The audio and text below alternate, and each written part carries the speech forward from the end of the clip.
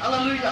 आपल्याला माहीतच नाही उद्देश काय आहे आपल्या जीवनाचा. जसं हे कूलर आणलं या एखादा फ्रीज आणलं तर त्याच्यामध्ये काय असतं, मॅन्युअल कार्ड असतं कसं चालवायचं. आपल्याला माहिती नसतं, पण ते मॅन्युअल कार्ड जर बघितलं तर आपल्याला समजतं की हे अशा पद्धतीने चालवायचं. आता माणसाला जर चालवायचं असेल, जर मनुष्याला जीवन जर चांगलं जगायचं असेल ज्या देवानं आपल्याला बनवले, तर ती मॅन्युअल कार्ड हे आहे. काय आहे ते? बायबल आहे. हालेलुया. नाहीतर बघा आता ती कूलर आणलं तर वायर कुठं लावायचं, बटन कुठं आहे, पिन कुठं आहे, आपल्या पद्धतीनं आपण त्याचा इंतजाम करतो, चालून टाकतो. कधी कधी होतं का नाही? नवीन पंखा आणला तर आपण एखादी पिन इकडे तिकडे झाले तर सगळं जळून जातं, आपल्याला माहिती नसतं. परत आपण इलेक्ट्रिकल दुकानात जाऊन हे असं का झालं, चुकीच्या वायर इकडे तिकडे झाले की सगळं जळून जातं. तसं माणसाला माहिती पाहिजे ना आपल्याला जीवन कसं जगायचंय, आणि ते ड्रॉइंग हे बायबल आहे.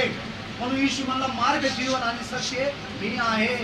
तुम्हाला जर जीवनाचा मार्ग पाहिजे असं पाहिजे का नाही मार्ग?